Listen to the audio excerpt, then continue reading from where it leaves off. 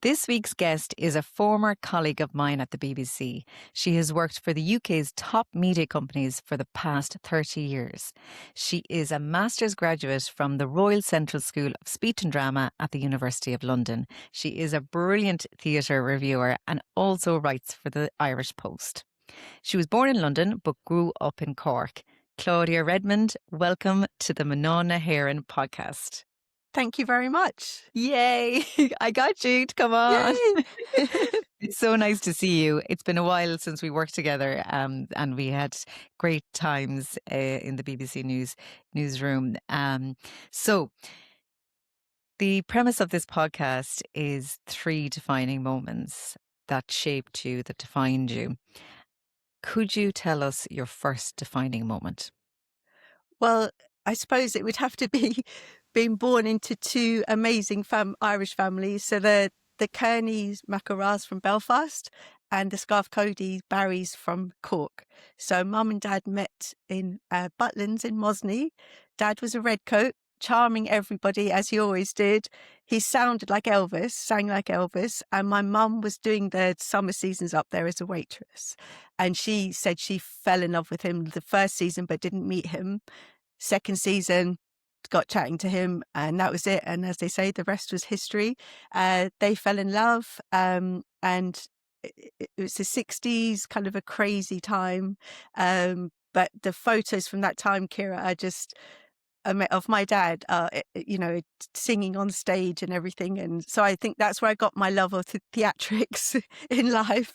So that was a big defining moment. And I'm so proud to come from these two very strong families. They are, take no nonsense, and they're just like, good and bad. Obviously, every family's got a few kind of crazy things going on, but they're very, very strong families. And the fact that they met in the middle in Mosney, it kind of seemed like it was meant to be.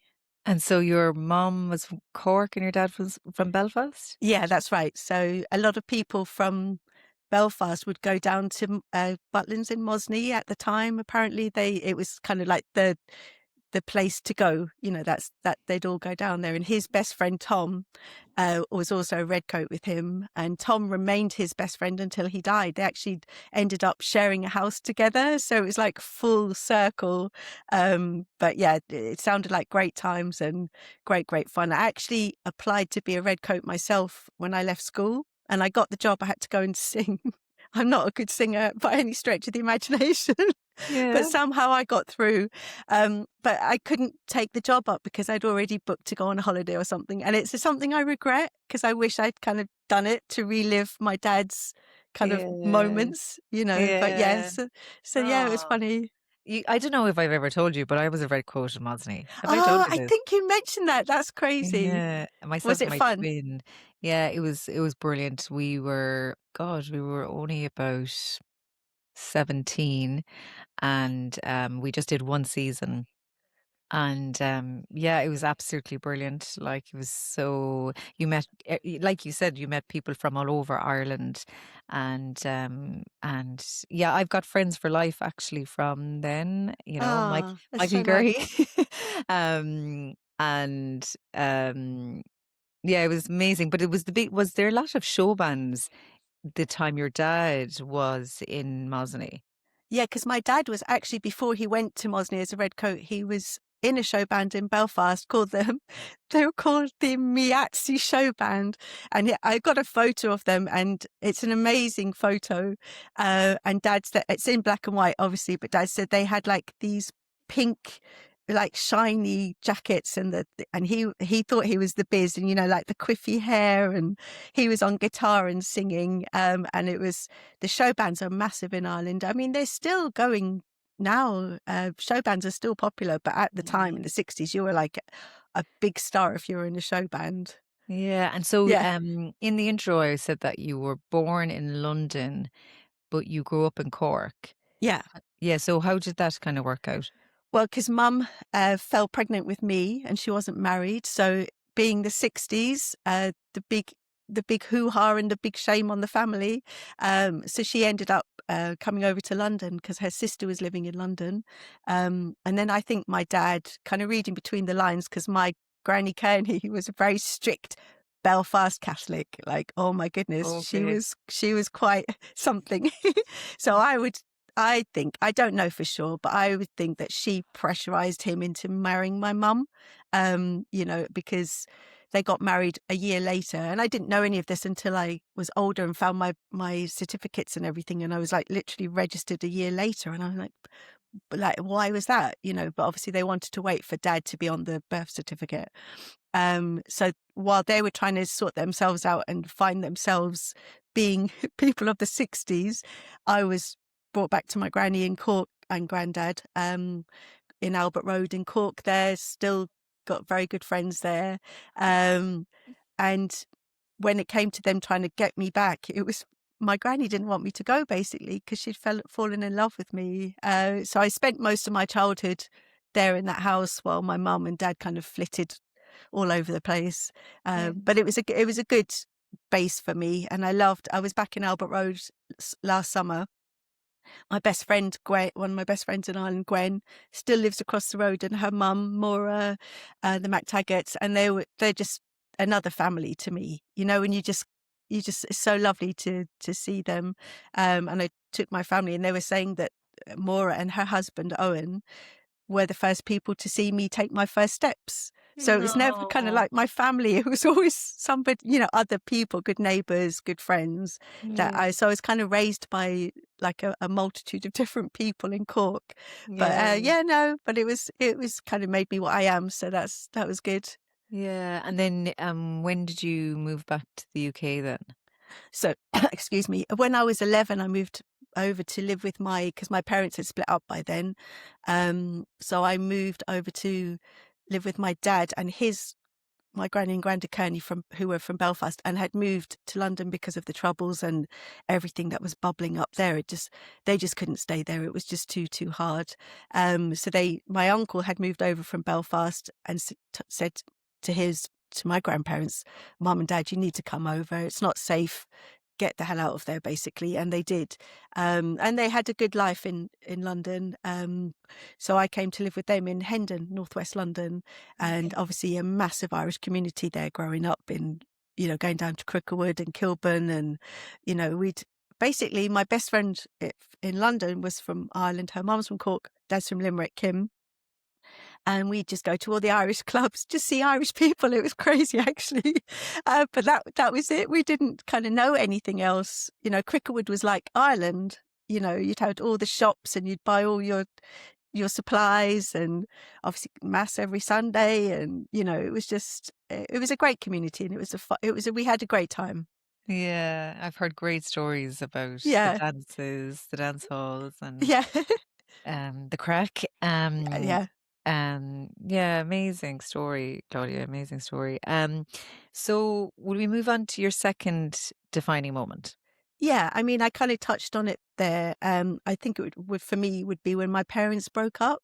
So as a child, it was kind of going wrong when I was probably about 3. And then when I was 4, like they properly broke up completely. And I think and I'm an only child as well, so I haven't got any brothers or sisters to kind of there as a kind of like security blanket or to support me. So I think that was I was like torn between my mum and dad, and my dad was very good. He didn't kind of play any games, but my mum would play a bit of the you can't see your daughter and all that kind of nonsense. So it was all a bit traumatic. And my mum would be kind of met another guy, and she'd be up and down to Dublin and have a row with him, and then be trying to take me to Dublin and back to Cork. And it was like, just leave me where I am with my grandparents. I'm quite happy. So that was quite tricky. And that was definitely a defining moment. And to kind of not make light of it, but a funny story was my Granny Kearney said that because she was always taking me to church, because Granny Kearney lived in church, especially praying to St. Anthony. I still pray to St. Anthony today to find everything. I've got his Do you? statue downstairs. Yeah. Very good. But she said I was only little. I must have been not even 4, and I was at the front of the church, light candle and kneeling down, like saying my prayers. And she said, I said like out loud, "Please God, may Mummy and Daddy stop fighting." And she said, I said it really loud, and my granny's like, shh, don't be doing that. And I was like, that was it. But it obviously, affected me. But I kind of, and later in life, they got on. When I got married, Dad was there, Mum was there. It wasn't one of these families where it's like, oh, we can't have them in the same room, or we can't. Actually, they became more friends when they broke up.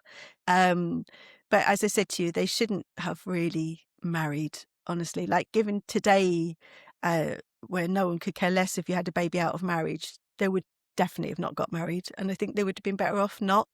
They were just too, neither of them wanted to be compromising or being told by the other what to do or what they shouldn't be doing. And neither of them wanted to be sensible and, take the responsibility of a child and making a home. They were just still interested in like partying and being themselves and expressing themselves.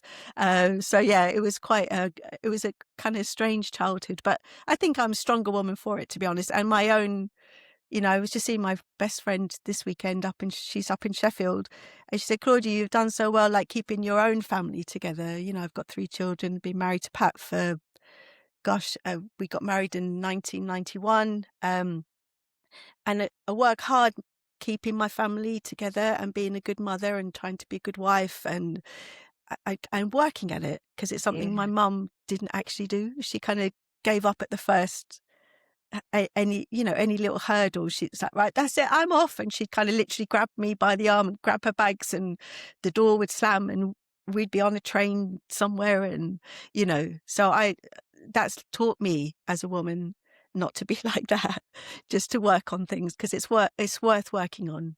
Yeah, and you've an absolutely beautiful family. You Oh, really thank you. have. Thank you. You've got 2 girls and a boy, isn't it? Yeah.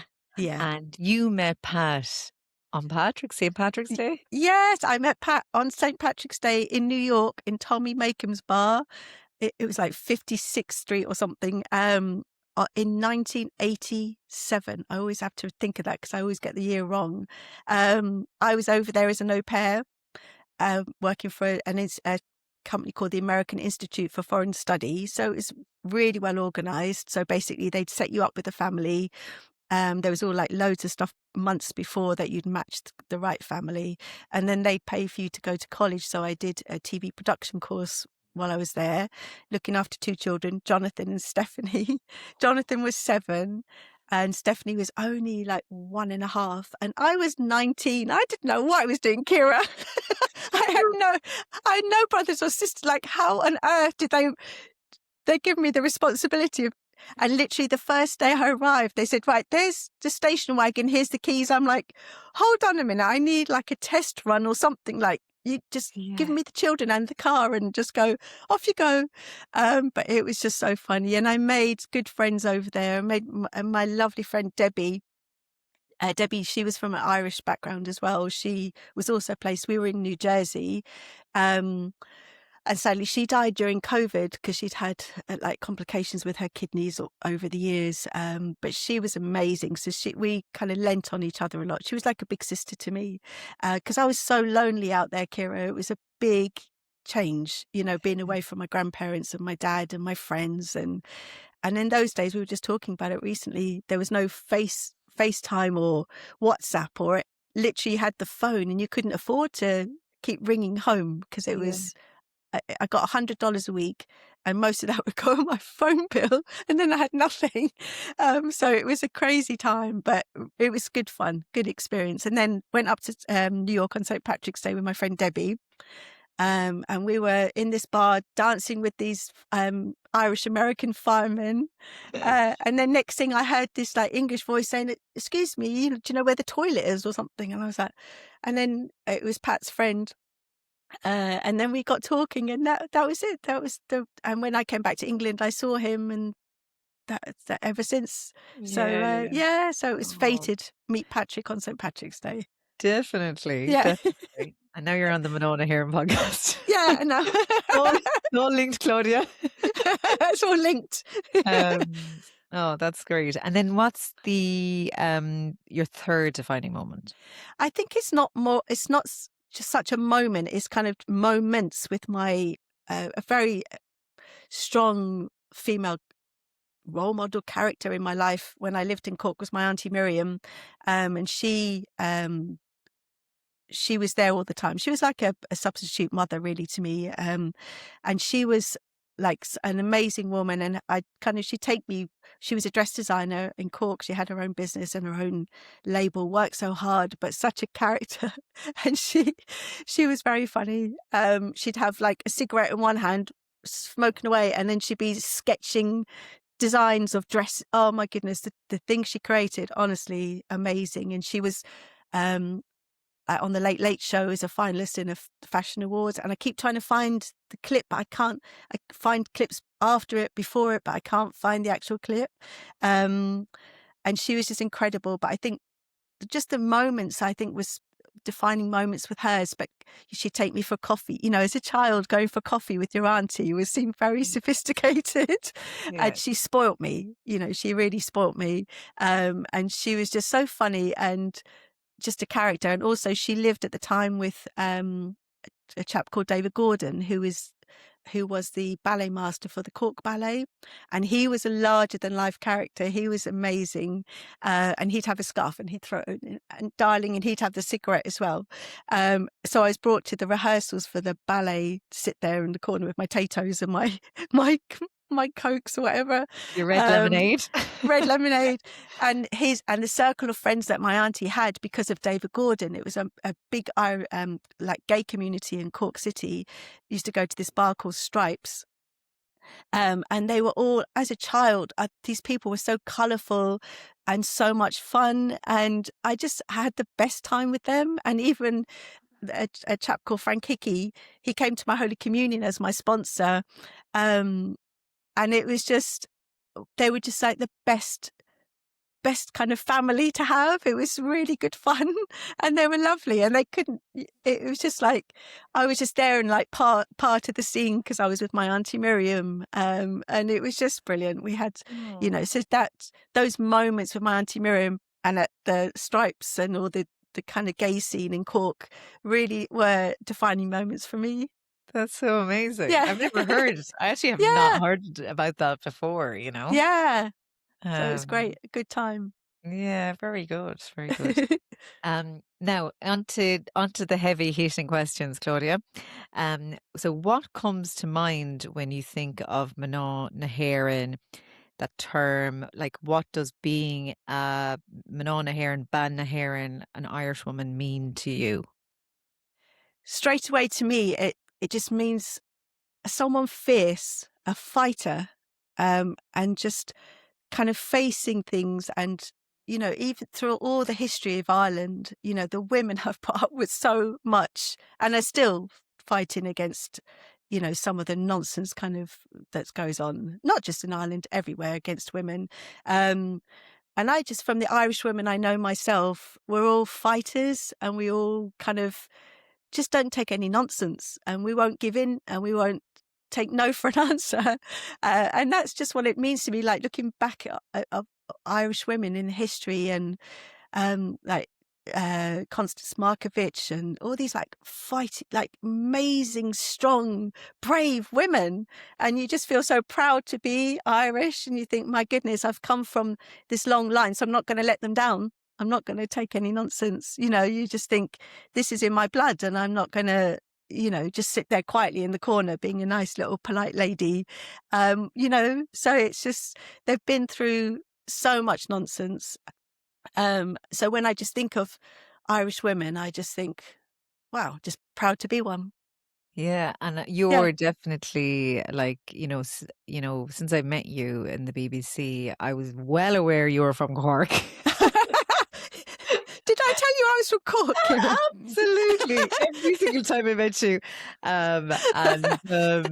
and also, like, you know, on your social media, you're a very proud Cork woman. Yeah, very proud. Yeah. Very, very proud. And my husband laughs at, you know, there's always those jokes about Cork thinking we're the capital of Ireland. But it's like, you're just jealous because his dad's from Dublin and grew up in Kildare. So he's just jealous that he's not from Cork. Oh, you know, he just has to get over it. Get over yourself, Pat. Yeah, get over yourself, Pat. Okay, and then who are the Irish women you look up to? Oh my goodness. So like the main one in the public eye would be our first female president, Mary Robinson. I mean, when that lady came onto the scene, just the way she carries herself and the way she speaks, and she's just still amazing. And I remember like in early 90s that when she came onto the scene, and I just watched her on television and I was thinking, oh, who is this woman? Like, she is amazing. Never lost her temper, never lost her cool. And she would just like, you could see like so intelligent and just such a good diplomat, and just brilliant at speaking. She could like deal with anybody in whatever walk of life, and so respectful. And I just thought, my goodness, I still really admire her. I think she's amazing, absolutely fantastic. And then away from the spotlight, it would have to be my two grandmothers. As I mentioned, it would be Mary Kearney and who was Mary McArath from Belfast, and Biddy Scarf Cody, who was Biddy Barry. You wouldn't mess with Biddy Barry, Kira. She was Cork woman from Yeah. Blackrock. Oh my goodness, she would terrify all the neighbours. Biddy Barry wouldn't take any nonsense, let me tell you. And she had great stories of like growing up, and but some scary stories as well. Of all the troubles down in Cork, and just what they went through down there as well. It was just like, again, showing the strength of character. But she was great. And the thing about both of those women is they were kind of ahead of their time. They didn't like both my granddads used to do a lot of the cooking and the cleaning and everything. Like that wasn't a thing. They wouldn't say, oh no, you sit down, I'll do, they were like, everybody would have to get involved. And my granny, Biddy, she was a beautiful cook, but my granddad would also get involved. And they both just didn't take any nonsense, and they kind of would instill that kind of confidence in me, just like, just don't let anyone disrespect you, basically. And they didn't. And they were both great characters. My granny had had the chance as a teenager to go to America to dance, because she was a great tap dancer, but her dad wouldn't let her go. So that was really sad. So there's always been like as I said, the theatrics and the performance and theatre in the family. And then my granny, Biddy, she worked in a shop in Cork City called Woodford Bourne's, which was a wine shop at the time. It's now, I think it's now like a McDonald's or something on the corner there at the end of the Grand Parade.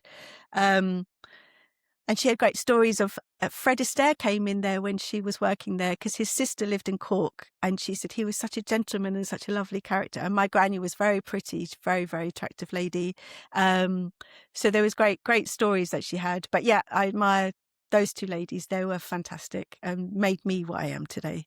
Yeah, and they seem like the epitome of Manona hEireann, Women of Yeah, Ireland, and also storytellers. And like yeah, you're a journalist and a media professional and a theater reviewer and stuff, and you can see where it came from, which yeah. is fantastic.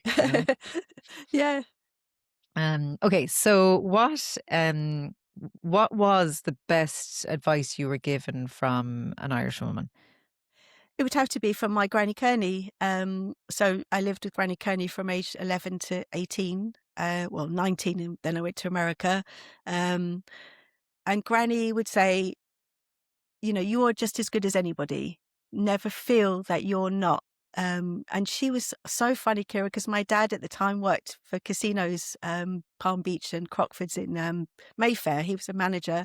And one of his jobs was, because he was such a charmer, as I told you earlier, was to kind of wine and dine the big spenders and the celebrities. So he like have lunch with Telly Savalas and Christopher Reeve. And I had this amazing autograph book, which I can't find anywhere. I'm so raging about that because it was amazing. But he made good friends with this guy who's like a leader of Malaysia or something. I don't know. This guy was a multi-millionaire, he had like security with him, everything. And my dad he wanted to meet my granny. So he came up to our flat in Hendon, and Granny couldn't care less who he was, no airs and graces, gave him a mug of tea, just sit there as a biscuit. No, she couldn't care less who you were. She would treat you the same. Yeah. And he loved my granny, and every year without fail, he would send my granny a massive bouquet of flowers, and a card, and he loved her. And then I remember when I was 10, this chap took us all out to the Ritz for dinner, which was amazing. So we went out and bought our special clothes, and it was all very exciting. And my granny was sitting next to him, and in her there was a guy on the violin there, and then a strong Belfast accent, which I can't do. She shouts over to him, "Do you know whatever the tune was? I don't know what it was." And he, of course, thought this was brilliant because everyone's trying to be on their best behavior Yeah. and impress everybody and, be a certain way. And my granny was like, just be yourself. Who cares? Do you know what I mean? You've got nothing to hide, and just everybody. And I found that such good advice, especially in our industry, Kira, that, when you're interviewing like celebrities or people that are supposed to be special or important, that they're actually just the same as us. They're just doing a different job. And there's no reason to kind of bow and scrape and, be respectful, but they also have to be respectful to you. So it's like a two-way street. And also in our work, we meet a lot of people, from all different, some like very, very wealthy people, some less, but everybody just be nice, basically. Just be nice and respectful. And I think that's what Granny taught me. And that stuck with me. And she was just so funny. And people loved her for it. So Yeah, Irish women are so funny. yeah. I just think Irish people are very funny, and because I've Yeah. lived in the UK for so long now, every time I go back, I'm like, oh my God, it reminds me how funny we are. Yeah. But yeah, I totally agree about the celebrity thing. Like, I find the word star really jarring. Yeah. The word star. I'm like, well, what makes somebody a star? Like, you know what I mean? And Yeah. like you said, people are just doing a job. It's just a different job, you know? Yeah. Um, Exactly. so yeah, so then our next part, your favorite Irish word or saying, and it can be either Oscuelga in Irish or in English.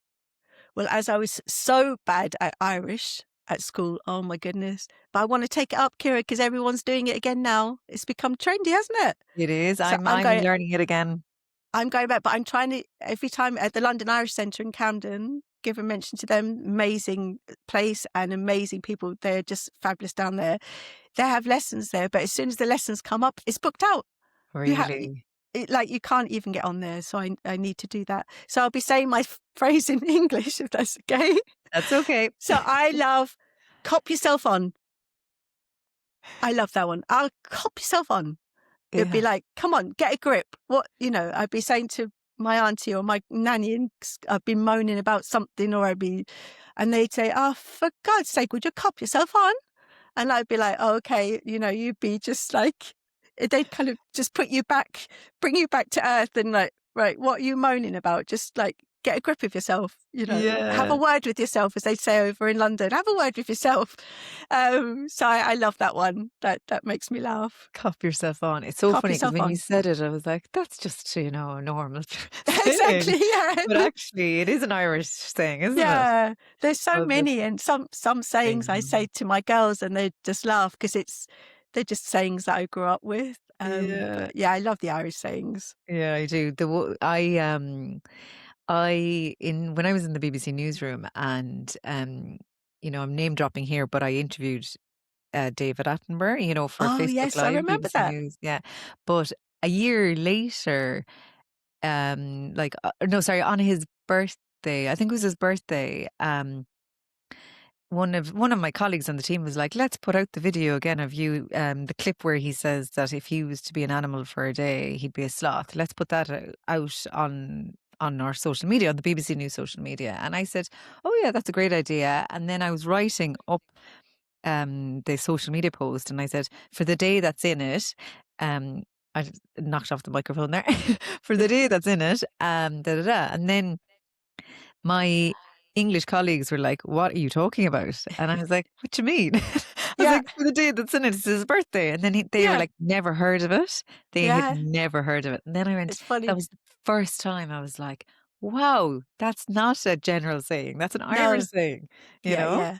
And Um, she's having notions. She's got notions, be like, look at your one. She's got notions. Like yeah, well, uh, all I hope Irish people keep you grounded, don't they? Irish people keep you down to earth, and they they keep you do. grounded. They do, but I want all the women that appear on this podcast, the Manana Heron podcast, to have notions.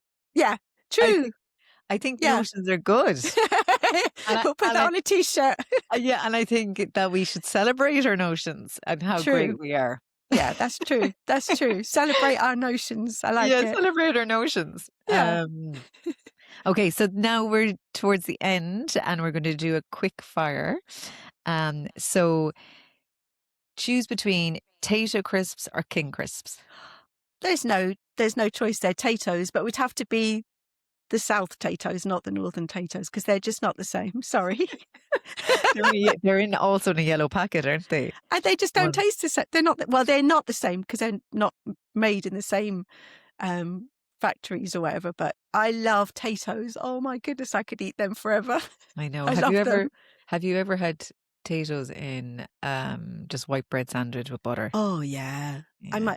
Growing up, there was our next door neighbour worked for Tato, and he had a Tato van that he'd park outside. And as children, we were like, "Wow, Tato van!" That's so we cool. thought he was the coolest thing ever. Yeah. Yeah, Well, yeah. I think I was working at the time in News Talk.